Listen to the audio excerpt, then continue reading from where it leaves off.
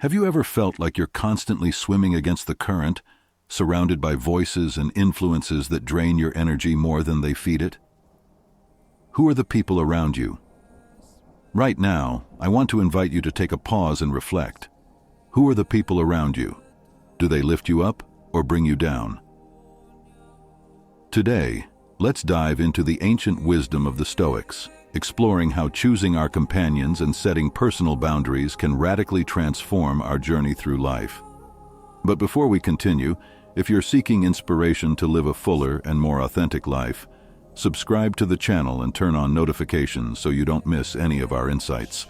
Stick with us until the end of this video to discover practical strategies that can be applied in your daily life, transforming not only how you interact with others, but also how you see and position yourself in the world, eliminating toxic people from your life.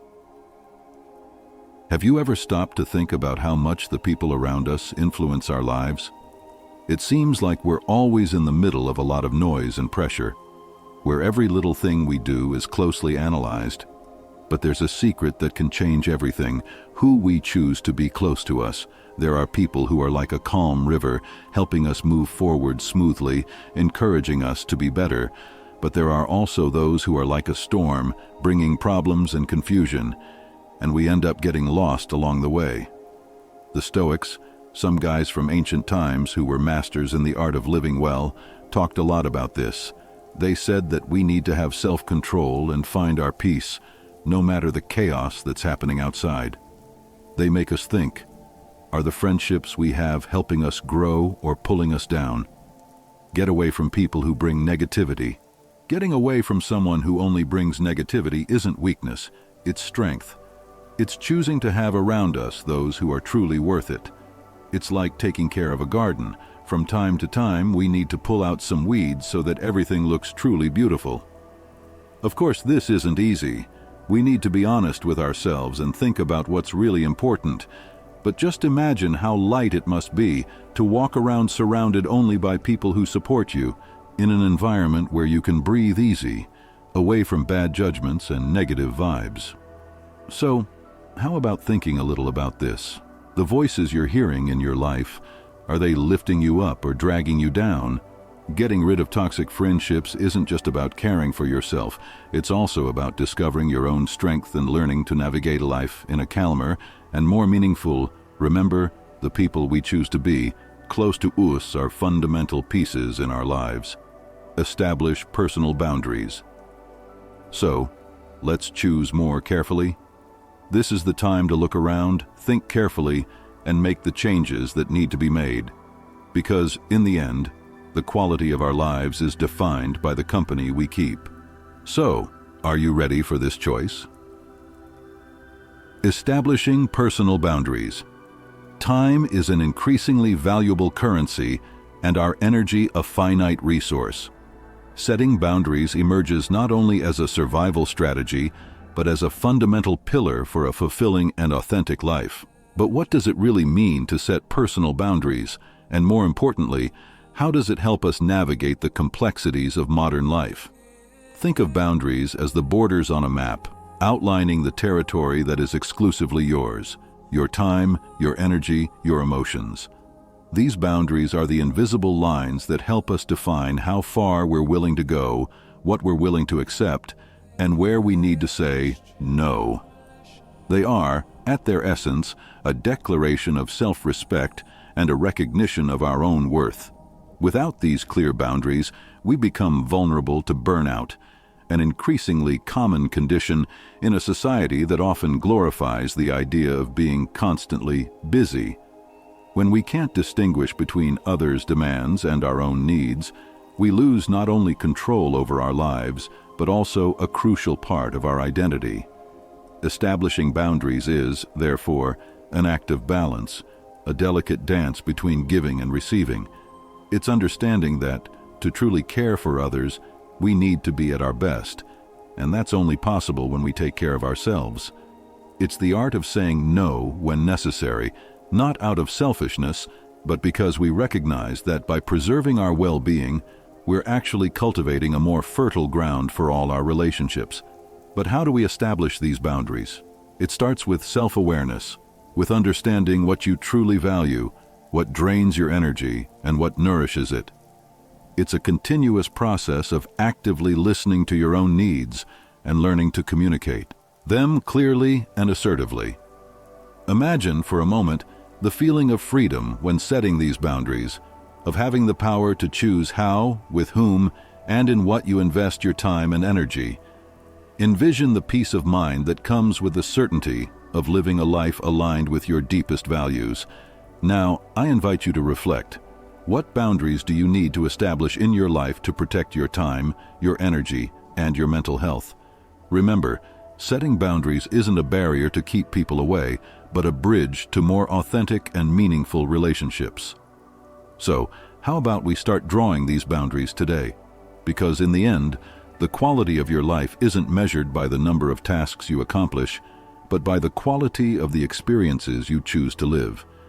Are you ready to take the reins and define the boundaries that will guide your journey, not loving too much? You know, when we talk about love, that feeling everyone wants to feel and experience, well, love is a very beautiful thing, but there's a special way to live it that makes the Stoics, a group of thinkers from antiquity, had some really cool ideas about this. They said that we can love a lot, yes, but in a way that leaves everyone free without suffocating or holding anyone back. Thinking about love this way is like letting a bird fly. If we hold it too tightly, it can't be itself, it can't fly. But if we take care of it with tenderness and let it be free, it's happy, and so are we. True love, the kind the Stoics talked about, is the one that gives wings, that allows the person to be who they are without constraints. Loving with freedom doesn't mean we love less. It's quite the opposite. It's loving in a smarter way, choosing to be together because we want to, not because we need to. It's understanding that each of us is already complete on our own, but we choose to share that completeness with someone else, without dependencies. This kind of love accepts that things change, that not everything lasts forever. But instead of being sad about it, we learn to cherish every moment, knowing that each moment together is a gift. And even if things change one day, the love that was lived leaves a good mark, a little light that never goes out. Live love this way. Just imagine how amazing it is to love like this, with an open heart, but without losing who we are. The Stoics wanted us to learn this, to love a lot, but in a way that keeps us firm and at peace inside. So how about we try to live love this way?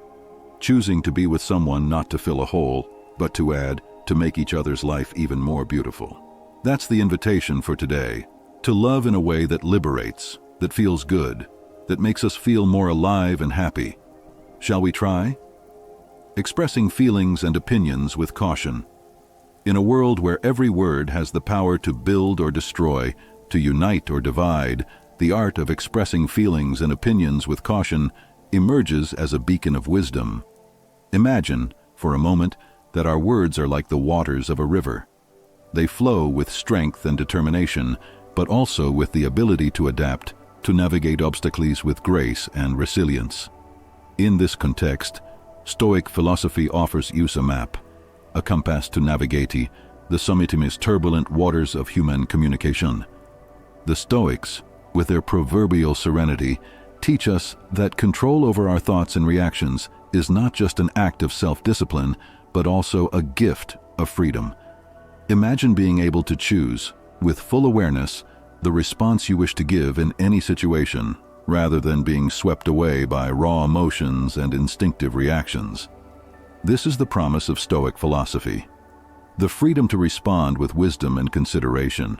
Now, why is it so crucial to moderate how we express our feelings and opinions? We live in an era of instant connections, where every thought can be shared with the world in a matter of seconds. The speed at which we communicate should not outweigh the depth and quality of our interactions. By choosing our words carefully, we avoid misunderstandings, unnecessary conflicts, and above all, we preserve valuable relationships. Furthermore, by practicing inner calmness and seeking to understand before being understood, we become beacons of empathy and understanding in our communities. The ability to truly listen, To embrace others' perspectives even when they diverge from our own is an act of courage and generosity. True strength. And here, my friends, lies true strength. Let's exemplify with a common situation. You strongly disagree with a friend's opinion on a certain matter. The Stoic approach doesn't prevent us from expressing our disagreement. On the contrary, it invites us to do so with respect, seeking points of connection and mutual understanding. Instead of starting an ego battle, we turn the conversation into a bridge for growth and shared learning. Finally, by adopting this philosophy of life, we discover that true communication goes far beyond the exchange of words. It is rooted in authenticity, vulnerability, and the courage to show ourselves as we truly are, with our doubts, our hopes, and our dreams. And in doing so, we not only find our own voice but also invite others to find theirs. Therefore, may we choose our words with the same care that a gardener dedicates to their plants. May we be patient, compassionate, and deliberate. May our communication be a source of light, not shadows. And as we walk this path, may we discover not only the art of speaking but the sublime art of living. If this video is bringing any value to you, don't hesitate to comment. Thank you. Because when we are grateful, all things work together for our good, our prosperity. And so go ahead and leave that comment and like so that this content can change more lives. Selective compassion. Let's continue. Selective compassion. Compassion is like a ray of light that warms and illuminates, showing that we care for each other. But even this light needs to be directed wisely so as not to be lost in the vastness of the night sky. The idea of selective compassion is like using a flashlight instead of turning on all the lights in the house. You focus where it's really needed, where you can make a difference. Think of it this way: the world is full of problems and pains, more than any one of us. It's like being in a small boat in the middle of a rough ocean, trying to rescue those adrift. If we try to save everyone at once, we risk sinking under the weight. Selective compassion teaches us to recognize where we can lend a hand without putting ourselves at risk, keeping the boat stable while helping others. This form of compassion tells us that it's okay to admit that we can't be everywhere at once. It's not about turning our backs on the world's difficulties, but rather about choosing our battles wisely. If a friend needs us, we can be there for them because it's a situation where our presence makes a real difference. But when it comes to larger problems beyond our reach, we do what we can, perhaps helping from afar, without getting lost in the attempt to embrace the world. Taking care of ourselves, maintaining this balance also means taking care of ourselves. We can't give others what we don't have. If we exhaust all our energy trying to fix everything and everyone, we'll end up with nothing to offer. It's as if, by trying to light the way for everyone, we end up in the dark ourselves. So, if you come across a situation where someone needs help, and you can do something, go ahead. Your heart and actions can make all the difference. But if it's something beyond your control, do what you can without blaming yourself for not doing more. Sometimes the greatest help we can offer is being okay ourselves, so that when someone needs us, we're ready and able to lend a hand. Selective compassion is, ultimately, about being smart with our care and affection. It's choosing where we can truly be a positive force, ensuring that we remain strong and healthy enough to make a difference in the long run, and remembering that by taking good care of this light we have to offer, we ensure that it continues to shine brightly for those in need. Prioritizing yourself and being direct. At the heart of Stoicism, we find a powerful call for authenticity and the value of taking care of ourselves. It's a simple yet revolutionary idea. Putting yourself first is not an act of selfishness, but a fundamental step towards becoming the best version of yourself. And why? Because when we are well, strengthened, and balanced, we are much more capable of reaching out to others, putting yourself first.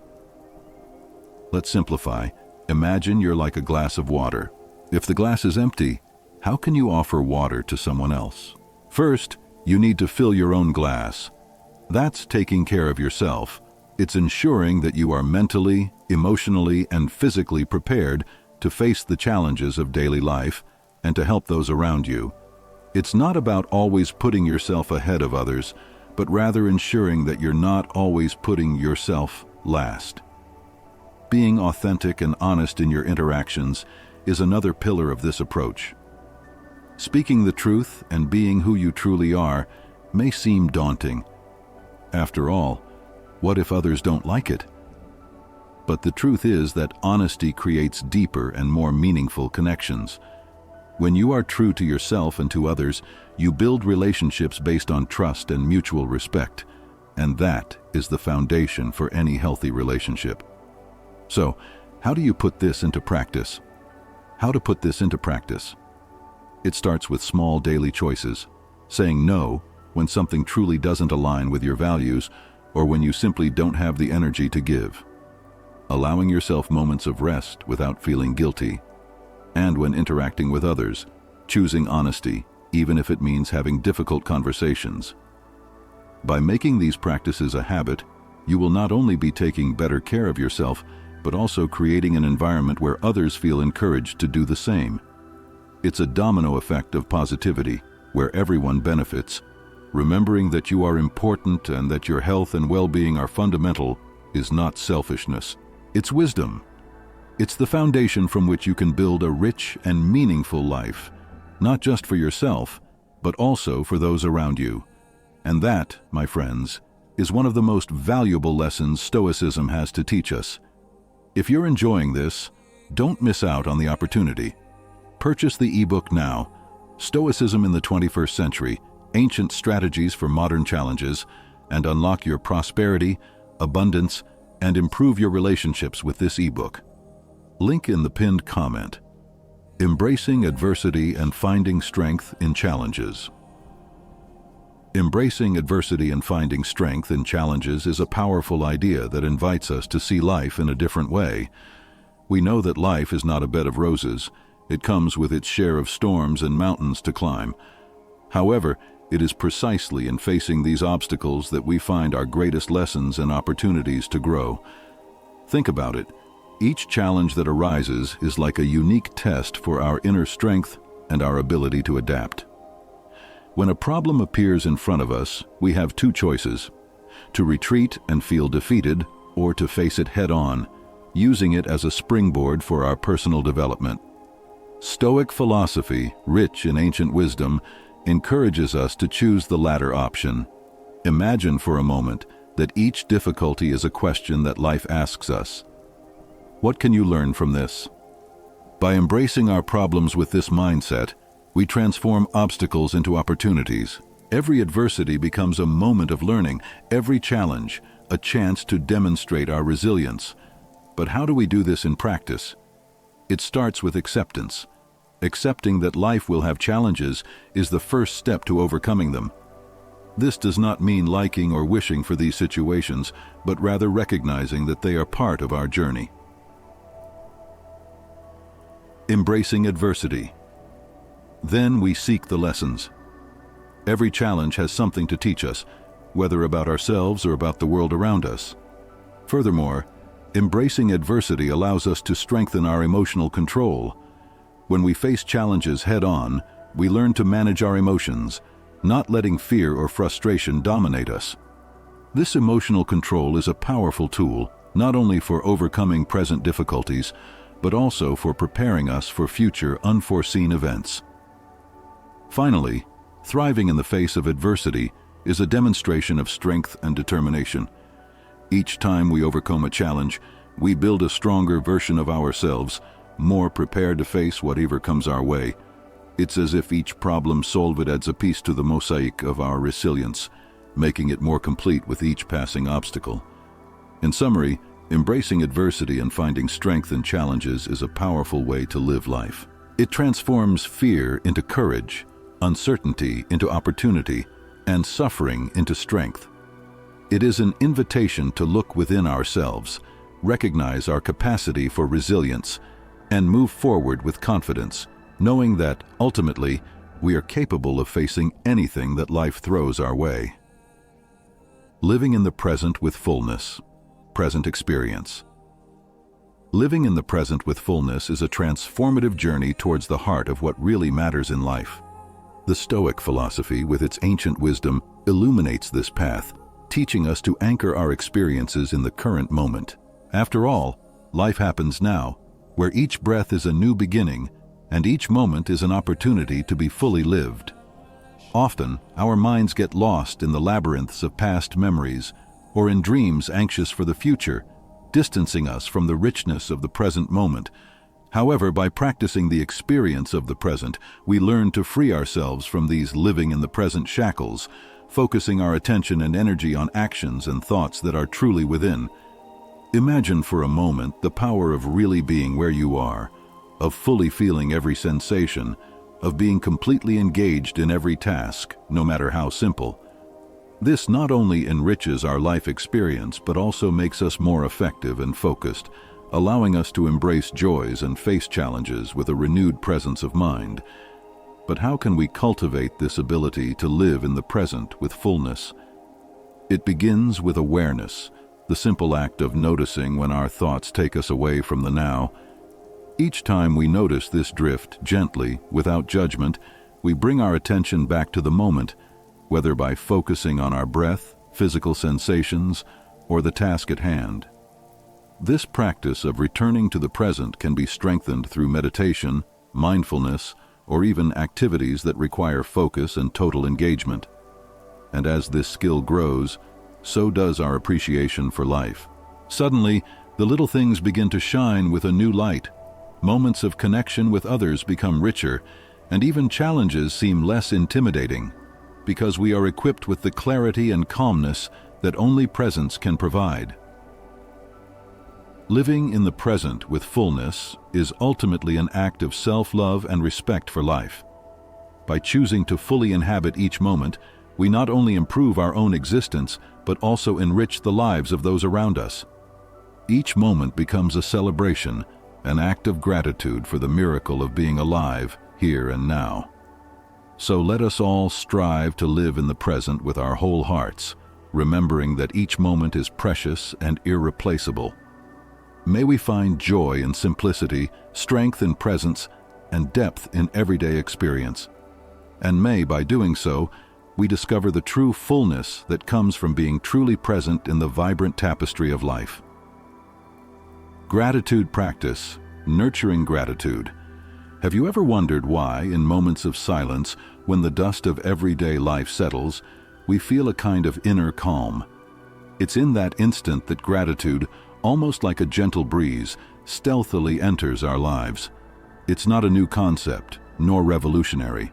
In fact, it's as old as the Stoic thinkers themselves, who, with their lives focused on self-awareness and virtue, taught us the immeasurable power of appreciating what we have.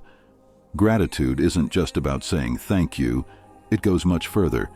It's about recognizing the incalculable value of the little things, of the people who cross our paths, of the experiences that, however challenging they may be, always have something to teach us. Imagine for a moment that every difficult situation is actually a disguised teacher, bringing valuable lessons for our growth. And why is this so powerful? Because it changes the way we see the world. It turns barriers into steps, problems into opportunities. Gratitude takes us out of the relentless pursuit of more, of the new, of the extraordinary, and puts us in a state of contentment with what is, with the now. But how can we incorporate this practice into our daily lives, in a world where chaos seems to reign? Start simple. In your everyday life, pause for a moment. Look around. That cup of coffee in the morning, a friend's smile, the sunset after a tiring day. Small gifts that often go unnoticed. This shift in perspective not only enriches our life experience, but also strengthens our relationships. Gratitude builds bridges, brings people closer. When we express our appreciation for others, we are, in a way, acknowledging their importance in our journey, creating a virtuous cycle of recognition and affection. But what about the emotional and spiritual resilience that we so often seek? Gratitude is a solid foundation in this regard. It teaches us to be flexible, to adapt. It shows that, In the grand scheme of things, we are part of something greater, connected to each other, to the world, to the universe. This sense of connection gives us strength, makes us more human, more complete. So, I invite you to embark on this journey of discovery, where each day is an opportunity to cultivate gratitude, not as a task, but as a gift you give yourself. Every morning, as you open your eyes, think of something you're grateful for. It can be something simple, something small, but acknowledge it, and you will see gradually how this act will transform your life, bringing more light, more peace, and an immense sense of truly being alive. Remember, gratitude is a path, not a destination. And this path is woven day by day, moment by moment, breath by breath. May your journey be rich, full, and above all, grateful. Self-sufficiency and independence, autarkia. You know that idea that we need to fend for ourselves without relying too much on others to be happy? That's a bit of what the ancient philosophers called Stoics meant by self-sufficiency. But hold on, it's not about isolating yourself from the world or pretending you don't need anyone. It's more about finding joy and peace within yourself, without constantly seeking approval or help from others. It means that you try to do your best with what you have, striving to be a fair, courageous, and balanced person. These qualities are like treasures we carry inside us that no one can take away.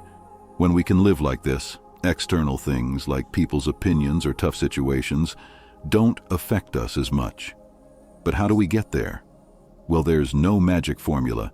It's a path we build day by day, trying to be a little better, facing problems head-on, and learning from mistakes without letting them define who we are. Along this path, you'll realize that you don't need so much from the outside to be happy. That doesn't mean you'll stop enjoying people or the good things in life. On the contrary, you'll value those things even more, but in a healthier way, without that dependency. Being self-sufficient is a journey of discovery, of freedom. It's learning to enjoy life with what you have, here and now, without always wanting more or waiting for something outside to change for you to be happy. It's about strengthening yourself from within to better face the challenges outside. So remember this: true happiness comes from within. Flexibility and adaptability. It's about building your own happiness with the simple things of everyday life and being true to who you really are. May your journey be filled with these moments of discovery and joy, showing that, in the end, we have immense strength within us. Flexibility and adaptability, adaptatio. Ever had one of those days where nothing seems? The alarm doesn't go off, the coffee runs out, the internet crashes right before that important meeting. Yeah, life throws those curveballs at us, and that's where a really cool idea from the Stoics comes in, a group from ancient times who had some pretty neat ideas about how to navigate life. They talked about the importance of being flexible and adapting to life's twists and turns. Basically, what they meant is that we can't control everything that happens around us, but we can decide how we're going to react to those things. Let's be honest, there's a lot that's out of our control, right? But how we deal with those situations, well, that's up to us. Being flexible and adaptable is like being bamboo that bends with the wind but doesn't break. When life throws a challenge our way, we learn to dance to the music instead of standing still, complaining that it's not the tune we wanted to hear. This not only helps us get through tough times more calmly, but also makes us see these rough patches as opportunities to grow and become stronger.